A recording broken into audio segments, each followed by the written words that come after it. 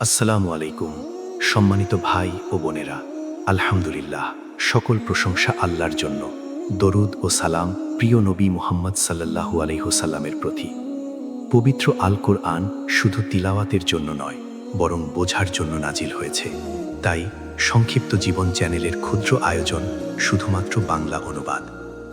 গত ভিডিওতে আমরা সূরা আলে ইমরানের ৮৬ নং আয়াত পর্যন্ত অনুবাদ শুনেছি। এই ভিডিওতে সূরা আলে ইমরানের ৮৭ নং আয়াত থেকে শুধুমাত্র বাংলা অনুবাদ সহজভাবে তুলে ধরার চেষ্টা করব ইনশাআল্লাহ। বিসমিল্লাহির রহমানির রহিম।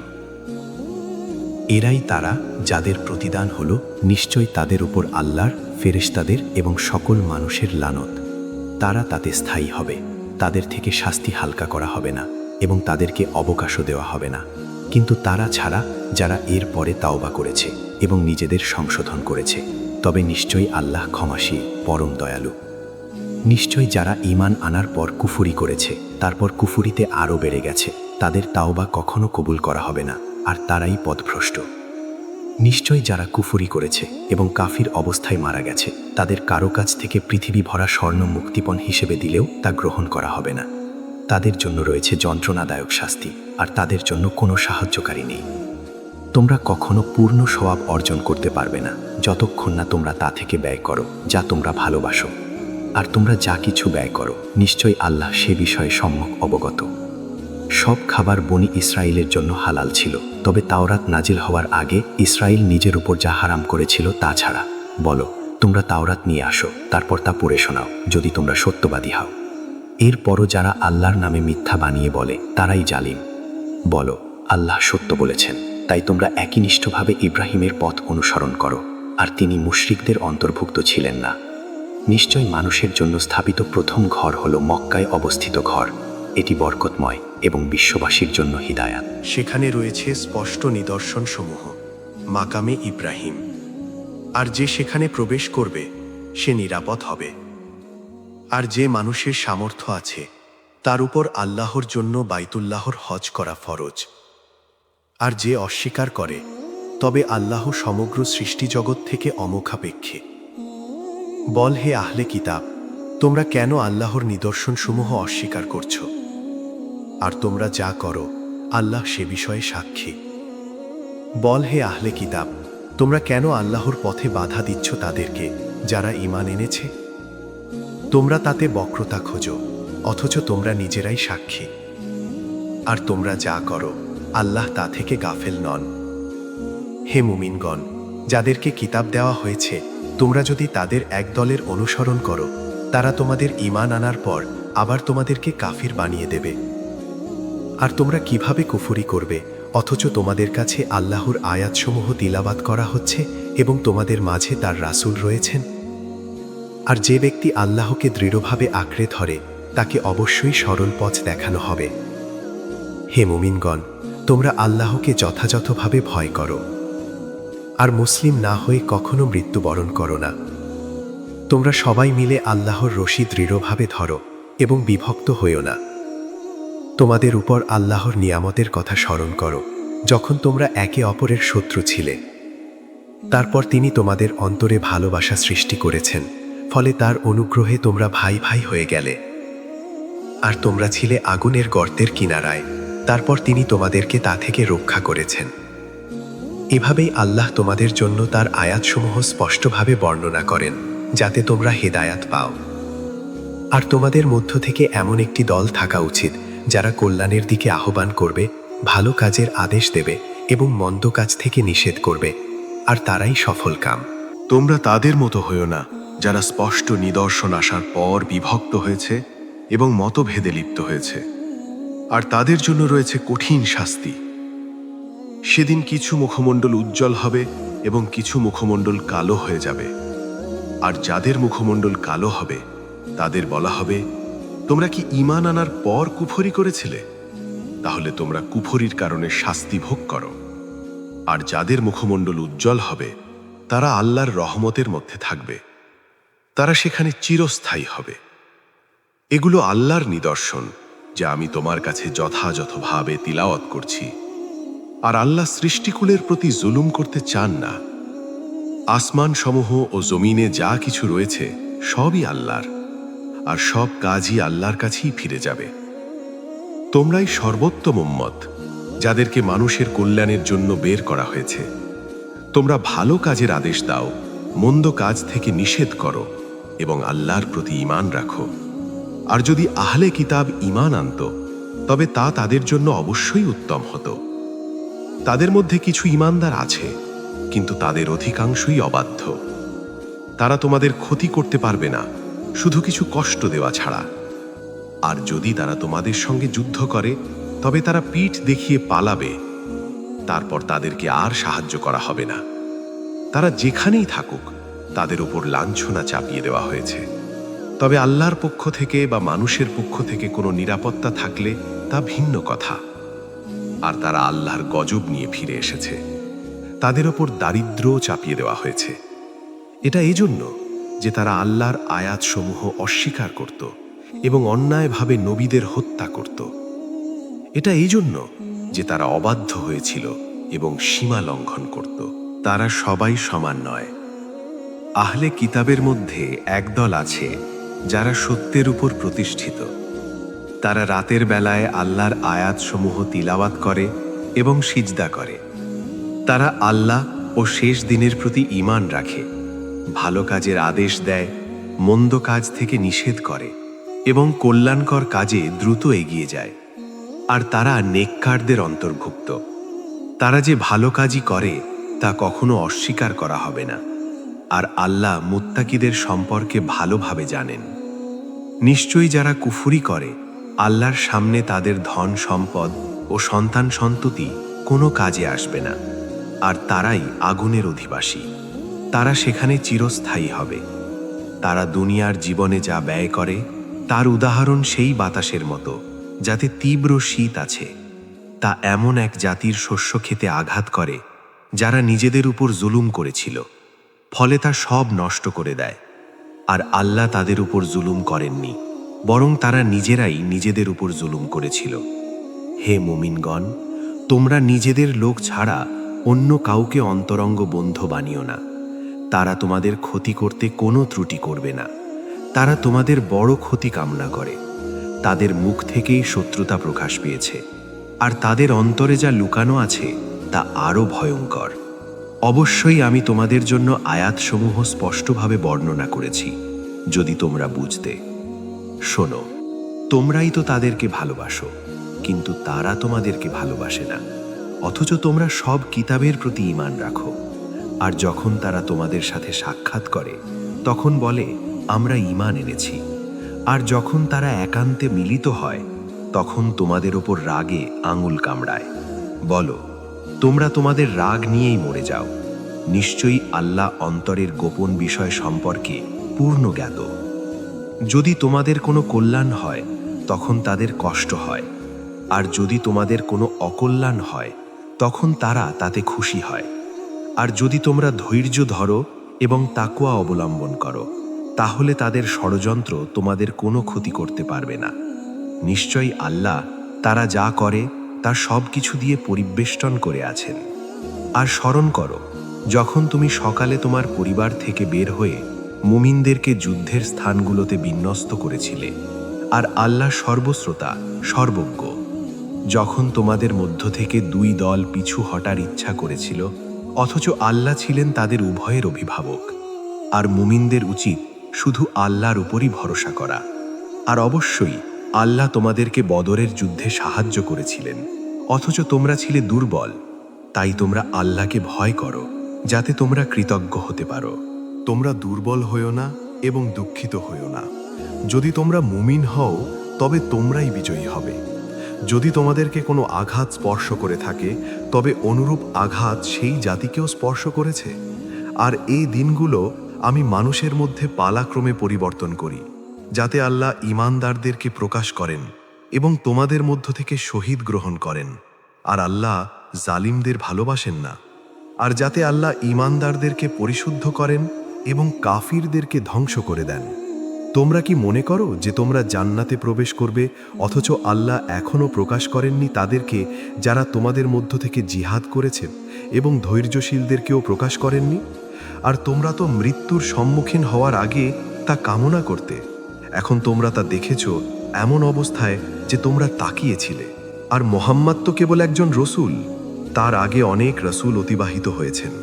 যদি তিনি মারা যান অথবা নিহত হন, তবে কি তোমরা পেছনে ফিরে যাবে? আর যে পেছনে ফিরে যায় সে আল্লাহর কোনো ক্ষতি করতে পারবে না। আর আল্লাহ শীঘ্রই কৃতজ্ঞদের প্রতিদান দেবেন।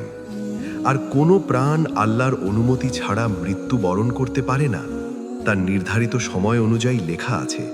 আর যে দুনিয়ার প্রতিদান চায় আমি তাকে তা থেকে দিই, আর যে আখিরাতের প্রতিদান চায় আমি তাকেও তা থেকে দিই। আর আমি শীঘ্রই কৃতজ্ঞদের প্রতিদান দেব। আর কত নবী ছিলেন যাদের সাথে অনেক আল্লাহভীরু লোক যুদ্ধ করেছে, কিন্তু আল্লাহর পথে যা তাদের উপর এসেছে তার জন্য তারা হতোদ্যম হয়নি, দুর্বল হয়নি এবং নতও হয়নি। আর আল্লাহ ধৈর্যশীলদের ভালোবাসেন।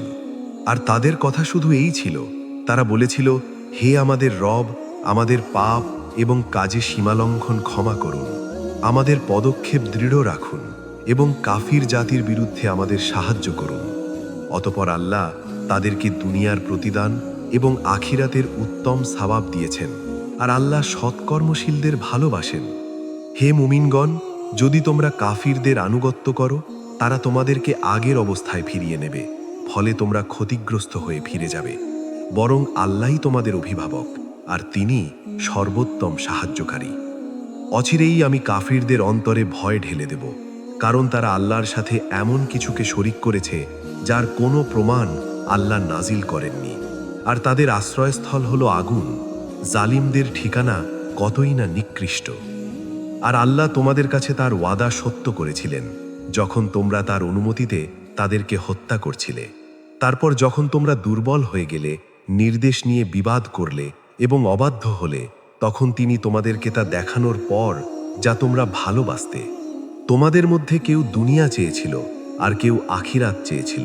তারপর আল্লাহ তোমাদেরকে তাদের থেকে ফিরিয়ে দিলেন, যাতে তিনি তোমাদেরকে পরীক্ষা করেন। আর অবশ্যই তিনি তোমাদেরকে ক্ষমা করে দিয়েছেন। আর আল্লাহ মুমিনদের প্রতি অনুগ্রহশীল। স্মরণ করো যখন তোমরা উপরে উঠছিলে এবং কারো দিকে ফিরে তাকাচ্ছিলে না, আর রাসূল তোমাদের পেছন থেকে ডাকছিলেন, তখন তিনি তোমাদেরকে এক দুশ্চিন্তার পর আরেক দুশ্চিন্তা দিয়েছিলেন, যাতে তোমরা যা হারিয়েছ এবং যা তোমাদের উপর এসেছে তার জন্য দুঃখ না করো।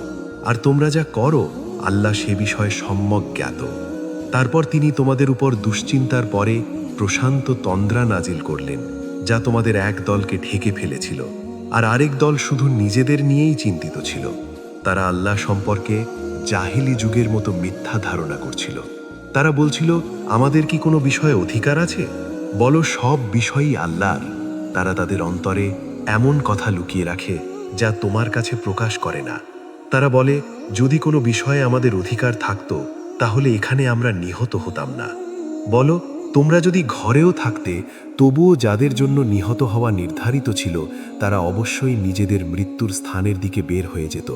আর এটা এজন্য যাতে আল্লাহ তোমাদের অন্তরের কথা পরীক্ষা করেন এবং যা তোমাদের মনে আছে তা পরিষ্কার করে দেন। আর আল্লাহ অন্তরের গোপন বিষয় সম্পর্কে পূর্ণ জ্ঞাত। নিশ্চয়ই তোমাদের মধ্য থেকে যারা সেদিন পিছু হটে গিয়েছিল, যেদিন দুই দল মুখোমুখি হয়েছিল, শয়তানি তাদের কিছু কাজের কারণে তাদেরকে পিছলে দিয়েছিল। আর অবশ্যই আল্লাহ তাদেরকে ক্ষমা করেছেন। নিশ্চয়ই আল্লাহ পরম ক্ষমাশীল, সহনশীল। হে মুমিনগণ, তোমরা তাদের মতো হয়েও না যারা কুফরি করেছে এবং তাদের ভাইদের সম্পর্কে বলেছে যখন তারা সফরে বের হয়েছিল অথবা যুদ্ধে ছিল, যদি তারা আমাদের কাছে থাকত তবে মারা যেত না এবং নিহতও হতো না। আল্লাহ এটা তাদের অন্তরে আক্ষেপ বানিয়ে দেন। আর আল্লাহই জীবন দেন এবং মৃত্যু দেন। আর তোমরা যা করো আল্লাহ তা ভালোভাবে দেখেন। আর যদি তোমাদেরকে আল্লাহর পথে হত্যা করা হয় অথবা তোমরা মারা যাও, তবে আল্লাহর পক্ষ থেকে ক্ষমা ও দয়া তারা যা জমা করে তা থেকে অনেক উত্তম। আর যদি তোমরা মারা যাও অথবা নিহত হও, তবে তোমাদেরকে আল্লাহর কাছেই একত্র করা হবে। আল্লাহর রহমতের কারণেই তুমি তাদের প্রতি কোমল হয়েছিলে। আর যদি তুমি রূঢ় স্বভাবের ও কঠিন হৃদয়ের হতে, তবে তারা তোমার চারপাশ থেকে সরে যেত। তাই তাদেরকে ক্ষমা করো, তাদের জন্য ক্ষমা প্রার্থনা করো, এবং কাজে তাদের সঙ্গে পরামর্শ করো। তারপর যখন সিদ্ধান্ত নাও তখন আল্লাহর উপর ভরসা করো। নিশ্চয়ই আল্লাহ ভরসাকারীদের ভালোবাসেন। যদি আল্লাহ তোমাদেরকে সাহায্য করেন তবে কেউ তোমাদের উপর বিজয়ী হতে পারবে না, আর যদি তিনি তোমাদেরকে অপমানিত করেন তবে এরপর কে আছে যে তোমাদেরকে সাহায্য করবে? আর মুমিনদের উচিত শুধু আল্লাহর উপরই ভরসা করা। কোনো নবীর জন্য এটা উচিত নয় যে সে খিয়ানত করবে, আর যে খিয়ানত করবে কিয়ামতের দিন সে তা নিয়েই উপস্থিত হবে যা সে খিয়ানত করেছে। তারপর প্রত্যেককে পূর্ণভাবে দেওয়া হবে সে যা অর্জন করেছে, আর তাদের প্রতি কোনো জুলুম করা হবে না। যে আল্লাহর সন্তুষ্টির অনুসরণ করেছে সে কি তার সমান হতে পারে যে আল্লাহর ক্রোধ নিয়ে ফিরে এসেছে? আর তার ঠিকানা হলো জাহান্নাম, আর তা কতই না নিকৃষ্ট প্রত্যাবর্তন স্থল। তারা আল্লাহর কাছে বিভিন্ন মর্যাদার অধিকারী, আর তারা যা করে আল্লাহ তা ভালোভাবেই দেখেন। অবশ্যই আল্লাহ মুমিনদের প্রতি অনুগ্রহ করেছেন যখন তিনি তাদের মধ্য থেকে একজন রাসূল প্রেরণ করেছেন, যিনি তাদের কাছে তার আয়াতসমূহ তিলাওয়াত করেন, তাদেরকে পরিশুদ্ধ করেন এবং তাদেরকে কিতাব ও প্রজ্ঞা শিক্ষা দেন, যদিও তারা এর আগে স্পষ্ট বিভ্রান্তিতে ছিল। আর যখন তোমাদের উপর বিপদ এসেছিল অথচ তোমরা এর দ্বিগুণ বিপদ ইতোমধ্যে অন্যদের উপর এনেছিলে, তোমরা বলেছিলে এটা কোথা থেকে এলো? বলো, এটা তোমাদের নিজেদের থেকেই এসেছে। নিশ্চয়ই আল্লাহ সব কিছুর উপর ক্ষমতাবান। আর যে বিপদ তোমাদের উপর এসেছিল দুই দল মুখোমুখি হওয়ার দিনে, তা আল্লাহর অনুমতিতেই ছিল, যাতে তিনি মুমিনদের প্রকাশ করেন আর যাতে তিনি মুনাফিকদেরও প্রকাশ করেন। তাদেরকে বলা হয়েছিল আল্লাহর পথে যুদ্ধ করো অথবা প্রতিরক্ষা করো। তারা বলেছিল, যদি আমরা যুদ্ধ হবে জানতাম তবে অবশ্যই তোমাদের অনুসরণ করতাম। সেদিন তারা ঈমানের তুলনায় কুফরির বেশি নিকটবর্তী ছিল। তারা মুখে এমন কথা বলে যা তাদের অন্তরে নেই, আর তারা যা গোপন করে আল্লাহ তা ভালোভাবে জানেন। তারা আল্লাহর পক্ষ থেকে নেয়ামত ও অনুগ্রহ পেয়ে আনন্দিত হয়, আর নিশ্চয়ই আল্লাহ মুমিনদের প্রতিদান কখনো নষ্ট করেন না। যারা আল্লাহ ও রাসূলের ডাকে সাড়া দিয়েছে জখমপ্রাপ্ত হওয়ার পরও, তাদের মধ্যে যারা সৎকর্ম করেছে এবং তাকওয়া অবলম্বন করেছে তাদের জন্য রয়েছে মহা পুরস্কার। যাদেরকে মানুষ বলেছিল নিশ্চয়ই শত্রুরা তোমাদের বিরুদ্ধে একত্র হয়েছে, তোমরা তাদেরকে ভয় করো, কিন্তু তা তাদের ঈমান আরো বাড়িয়ে দিয়েছিল এবং তারা বলেছিল আল্লাহই আমাদের জন্য যথেষ্ট, আর তিনি কতই না উত্তম কর্মবিধায়ক। তারপর তারা ফিরে এসেছে আল্লাহর নেয়ামত ও অনুগ্রহ সহ, তাদের কোনো ক্ষতি স্পর্শ করেনি এবং তারা আল্লাহর সন্তুষ্টির অনুসরণ করেছিল, আর আল্লাহ মহা অনুগ্রহশীল। এটা তো শয়তানি যে তোমাদেরকে তার বন্ধুদের ভয় দেখায়, তাই তোমরা তাদেরকে ভয় করো না, বরং আমাকে ভয় করো যদি তোমরা মুমিন হও। যারা কুফুরির দিকে দ্রুত ধাবিত হয় তারা যেন তোমাকে দুঃখিত না করে। নিশ্চয়ই তারা আল্লাহর কোনো ক্ষতি করতে পারবে না। আল্লাহ চান না যে তাদের জন্য আখিরাতে কোনো অংশ থাকবে, আর তাদের জন্য রয়েছে মহাশাস্তি। নিশ্চয়ই যারা ঈমানের বিনিময়ে কুফুরি গ্রহণ করেছে তারা আল্লাহর কোনো ক্ষতি করতে পারবে না, আর তাদের জন্য রয়েছে যন্ত্রণাদায়ক শাস্তি। আর যারা কুফুরি করেছে তারা যেন মনে না করে যে আমি তাদেরকে যে অবকাশ দেই তা তাদের জন্য উত্তম, বরং আমি তাদেরকে অবকাশ দেই যাতে তারা পাপ বৃদ্ধি করে, আর তাদের জন্য রয়েছে অপমানজনক শাস্তি। আল্লাহ এমন নন যে তিনি মুমিনদেরকে সেই অবস্থায় ছেড়ে দেবেন যার উপর তোমরা আছো, যতক্ষণ না তিনি অপবিত্রকে পবিত্র থেকে পৃথক করে দেন। আর আল্লাহ এমন নন যে তিনি তোমাদেরকে অদৃশ্য সম্পর্কে জানাবেন, তবে আল্লাহ তার রাসূলদের মধ্য থেকে যাকে চান বেছে নেন। তাই তোমরা আল্লাহ ও তার রাসূলের প্রতি ঈমান আনো, আর যদি তোমরা ঈমান আনো এবং তাকওয়া অবলম্বন করো তবে তোমাদের জন্য রয়েছে মহা প্রতিদান। আর আল্লাহ যাদেরকে তার অনুগ্রহ থেকে দিয়েছেন তারা যাতে কৃপণতা করে তারা যেন মনে না করে যে তা তাদের জন্য ভালো, বরং তা তাদের জন্যই অকল্যাণকর। তারা যা কৃপণতা করেছে কিয়ামতের দিন তা দিয়েই তাদের গলায় বেড়ি পরানো হবে। আর আসমান ও জমিনের উত্তরাধিকার আল্লাহরই, আর তোমরা যা করো আল্লাহ তা ভালোভাবে জানেন। নিশ্চয়ই আল্লাহ তাদের কথা শুনেছেন যারা বলেছে আল্লাহ দরিদ্র এবং আমরা ধনী। অচিরেই আমি তাদের কথা লিখে রাখব এবং নবীদেরকে অন্যায়ভাবে হত্যা করার বিষয়টিও। আর আমি বলবো, তোমরা জ্বলন্ত শাস্তি আস্বাদন করো। এটা তোমাদের হাত যা আগে পাঠিয়েছে, আর আল্লাহ বান্দাদের প্রতি কোনো জুলুম করেন না। যারা বলে আল্লাহ আমাদেরকে প্রতিশ্রুতি দিয়েছেন যেন আমরা কোনো রাসূলের প্রতি ঈমান না আনি যতক্ষণ না সে আমাদের কাছে এমন কুরবানি নিয়ে আসে যাকে আগুন খেয়ে ফেলে। বলো, আমার আগে রাসূলগণ স্পষ্ট প্রমাণ, সহিফা এবং আলোকিত কিতাব নিয়ে তোমাদের কাছে এসেছিলেন। তাহলে তোমরা কেন তাদের হত্যা করেছিলে যদি তোমরা সত্যবাদী হও? অতএব যদি তারা তোমাকে মিথ্যাবাদী বলে, তবে তোমার আগেও অনেক রাসূলকে মিথ্যাবাদী বলা হয়েছিল। তারা স্পষ্ট প্রমাণ, সহিফা এবং আলোকময় কিতাব সহ এসেছিল। প্রত্যেক প্রাণী মৃত্যুর স্বাদ গ্রহণ করবে, আর কিয়ামতের দিন তোমাদের প্রতিদান পূর্ণভাবে দেওয়া হবে। সুতরাং যে জাহান্নাম থেকে দূরে রাখা হবে এবং জান্নাতে প্রবেশ করানো হবে, সেই সফল। আর দুনিয়ার জীবন কেবল ধোঁকার সামগ্রী। অবশ্যই তোমাদের ধন সম্পদ এবং জীবনের মাধ্যমে তোমাদের পরীক্ষা করা হবে। আর অবশ্যই তোমরা আহলে কিতাব ও মুশরিকদের পক্ষ থেকে অনেক কষ্টদায়ক কথা শুনবে। তবে যদি তোমরা ধৈর্য ধরো এবং তাকওয়া অবলম্বন করো, তবে তা হবে দৃঢ় সংকল্পের কাজ। সম্মানিত ভাই ও বোনেরা, আজ আমরা সূরা আলে ইমরানের 186 নম্বর আয়াত পর্যন্ত অনুবাদ শুনেছি। ইনশাআল্লাহ আগামী ভিডিওতে এর পরবর্তী অংশ থেকে অনুবাদ উপস্থাপন করা হবে। ভিডিওটি ভালো লাগলে লাইক দিন, শেয়ার করে আপনার বন্ধু-বান্ধব ও পরিবারের মাঝে ছড়িয়ে দিন। আপনিও সওয়াবের অংশীদার হতে পারেন ইনশাআল্লাহ। আপনার মূল্যবান মতামত জানাতে কমেন্ট করতে ভুলবেন না। আজকের মতো এখানেই বিদায় নিচ্ছি। আসসালামু আলাইকুম।